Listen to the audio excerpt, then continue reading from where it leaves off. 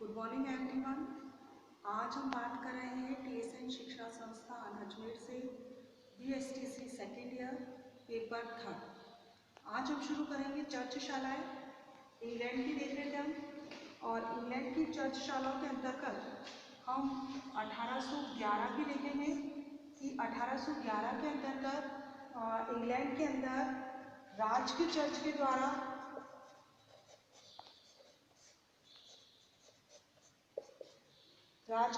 द्वारा चर्च की यजमानी में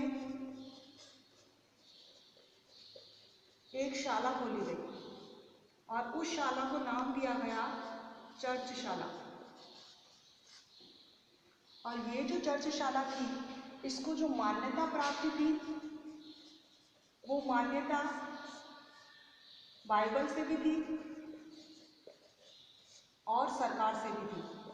यानी दोनों ने इसको क्या की थी, इस स्कूल को मान्यता दी थी। और इसके अंतर्गत जो बातें सिखाई जाती थी वो ईसाई धर्म की बातें सिखाई जाती थी। और इसके अंतर्गत जो बातें थी वो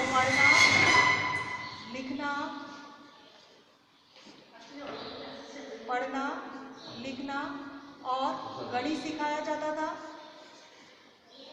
और सदाचार सिखाया जाता था।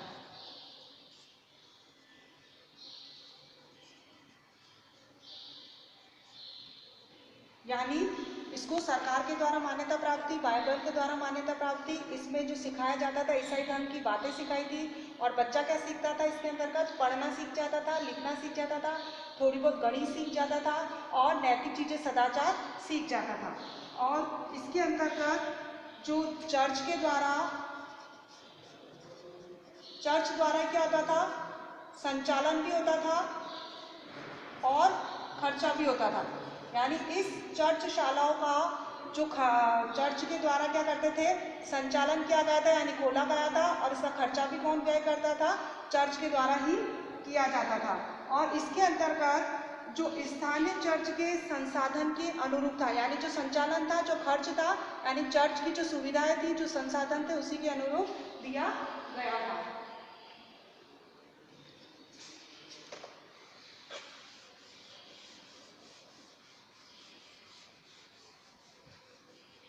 अब जो नेक्स्ट हम देखेंगे वो है 1833 के अंतर्गत अगर हम देखें तो 1833 के अंतर्गत सरकार ने क्या करा, चर्च के द्वारा जो संचालित स्कूल थे, चर्च ने जो स्कूल संचालित किए थे यानी जो खोले थे, उन स्कूलों को क्या देना प्रारंभ कर दिया, अनुदान देना प्रारंभ कर दिया। जैसे आपने देखा होगा कि हमारे यहाँ पर प्राइवेट स्कूल होते हैं जिसे गवर्नमेंट क्या करती है, अनुदान देती है, और जिसे हम बोलते हैं गवर्नमेंट एडेड, यानी सरकार कुछ आर्थिक रूप से क्या करती है, अनुदान देती है ताकि वो स्कूल क्या हो, अच्छे से चले। तो यहाँ पर 1833 में इंग्लैंड में सरकार ने चर्च के द्वारा जो संचालित किए गए थे स्कूल, उनको क्या करा, अनुदान देना प्रारंभ किया। और वो अनुदान किसके अंतर्गत था, भवन निर्माण, यानी भवन निर्माण के लिए क्या करती थी शासन क्या करता था, अनुदान देने लग गया। और दूसरा क्या था, मरम्मत के लिए, यानी फर्स्ट टाइम यहाँ से क्या था, अनुदान प्रारंभ, यानी सरकार अनुदान चर्च के स्कूलों में देने लग गए, यानी चर्च के स्कूलों में उनका क्या हुआ, हस्तक्षेप होने लगा। फिर हम नेक्स्ट देखेंगे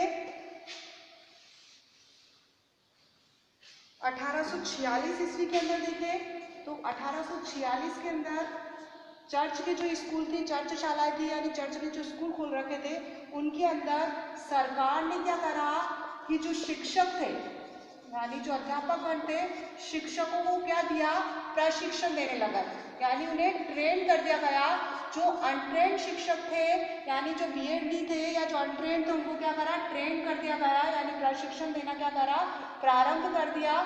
और इसके अंतर्गत यानी जैसे आपने देखा होगा, जब हमारे यहाँ बीएड स्कूलों के अंदर अनिवार्य हो गई तो कई स्कूलों के अंदर क्या थी, जो शिक्षक थे वो बीएड नहीं थे, तो स्कूल के द्वारा, सरकार के द्वारा अपने लेवल के ऊपर उनको क्या किया, प्रशिक्षित किया गया, यानी कि बीएड करवा गई। तो 1846 में इंग्लैंड के अंदर भी सरकार ने क्या करा, शिक्षकों को प्रशिक्षण देना प्रारंभ कर दिया।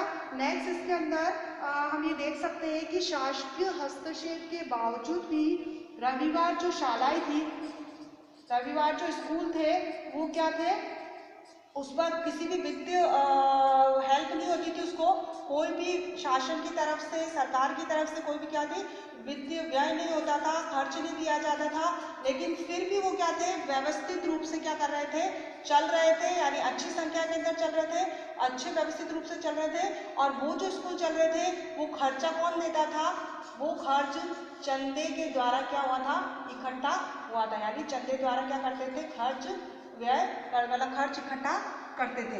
नेक्स्ट हम देखेंगे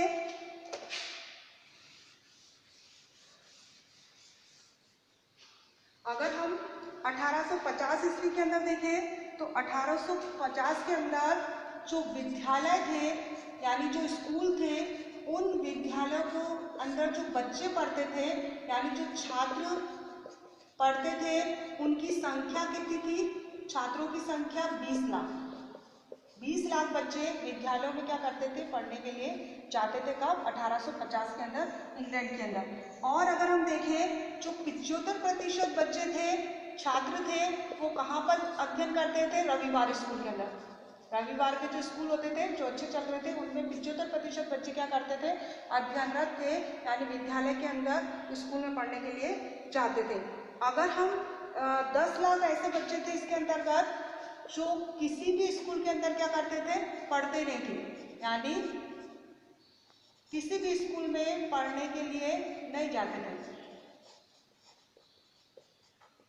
और इसी के अंतर्गत 8 लाख बच्चे ऐसे थे जो सिर्फ 1 साल की समय अवधि के अंदर क्या करते थे, पढ़ते थे, यानी 1 साल तक वो स्कूल जाते थे, उसके अंदर पढ़ाई करते थे, बाद में वो स्कूलों को क्या करते थे, छोड़ देते थे। लेकिन इनके अंतर्गत विद्यालयों के अंदर हम अगर मजदूर वर्ग को देखें तो मजदूर वर्ग ऐसा था जो शिक्षा के प्रति क्या था, उत्साही नहीं था। वो ये नहीं सोचता था कि उनके बच्चे क्या करें, स्कूल पढ़ने के लिए जाए, वो ये सोचते थे कि हमारे बच्चे काम करें और पैसा कमा के लाए। शिक्षा के प्रति उनका मजदूर वर्ग का कोई भी उत्साह देखने को नहीं मिलता है, यानी वो शिक्षा के लिए प्रति क्या थे, सचेत नहीं थे, उनका ज़्यादा रुझान उस तरफ नहीं था। देन नेक्स्ट अगर हम शिक्षा को देखें 1841 से लेकर अगर हम 1871 के अंतर्गत शिक्षा को देखें, शिक्षक आंकड़े देखें और इस आंकड़े के अंदर हम साक्षरता दर को देखें तो इस टाइम पीरियड के अंदर साक्षरता का जो दर था उसमें क्या हो रही थी, निरंतर वृद्धि हो रही थी।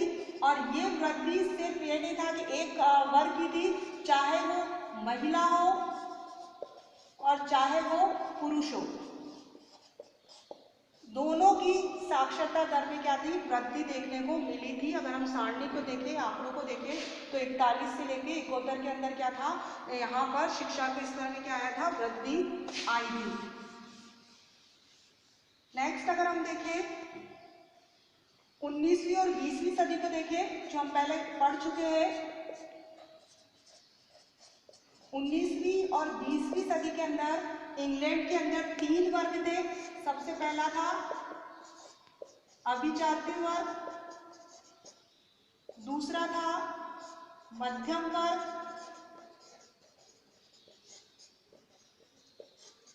और तीसरा था मजदूर वर्ग। इन तीनों वर्गों के लिए 3 विद्यालय खोले गए थे और इन 3 विद्यालयों के अंतर्गत अभिजात्य वर्ग के लिए क्या थे, निजी स्कूल थे, मध्यम वर्ग के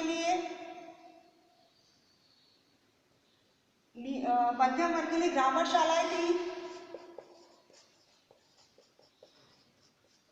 और मजदूर वर्ग के लिए रविवार शालाएं थी।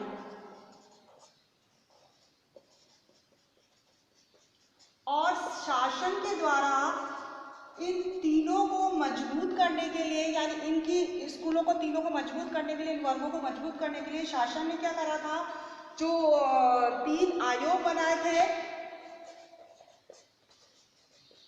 3 आयोग बनाए ताकि इनकी शिक्षा का स्तर क्या हो, मजबूत हो। और इन तीनों आयोगों के अंदर जो शासन का हस्तक्षेप था वो किसके ऊपर होता था, आयोगों की सिफारिशों के अनुरूप होता था। आयोग की सिफारिश के अनुरूप होता था। यानी अगर ये आयोग नहीं चाहते थे कि शासन इन तीनों वर्गों के अंदर, इनके स्कूलों के अंदर हस्तक्षेप करे, तो वो क्या करता था, हस्तक्षेप नहीं करता था। देन नेक्स्ट हमारा है कि जो रविवार विद्यालय थे, रविवार जो स्कूल थे, इनकी संख्या में वृद्धि हो रही थी और छात्रों में भी क्या हो रही थी, वृद्धि हो रही थी। यानी ये अच्छे से चल रहे थे, स्कूल भी अच्छे से चल रहे थे, छात्र भी उसमें भी क्या हो रही थी, वृद्धि हो रही थी। और किसी भी तरीके का वित्तीय प्रावधान न शासन के द्वारा था, न किसी और के द्वारा दिया जा रहा था, लेकिन उसके बावजूद भी इन पर शासकीय दबाव क्या आ रहा था, बढ़ रहा था। और जिसका विरोध क्या करा, सभी ने किया। इस विरोध के अंतर्गत हम देखें तो ईसाई ने भी किया था, यानी चर्च ने भी इसका विरोध किया, और ईसाई ने भी क्या करा, इसका विरोध किया। और इसके विरोध करने के पीछे जो कारण देखने को मिलता है, वो कारण ये था कि अगर इन स्कूलों के अंदर शासन का दबाव हो जाएगा, उसका हस्तक्षेप हो जाएगा, तो जो शासक है या राज्य के जो चर्च स्कूल है, वो क्या करेगा, अपने प्रचार प्रसार के लिए क्या करेगा, इसका प्रयोग करेगा। यानी किसका प्रयोग करेगा, स्कूलों को माध्यम बनाएगा, किसके लिए, अपने विचारों के प्रचार प्रसार के लिए। और इसीलिए कोई भी नहीं चाहता था कि रविवार स्कूल के अंदर राज्य के दबाव बने, शासक का दबाव बने। धन्यवाद।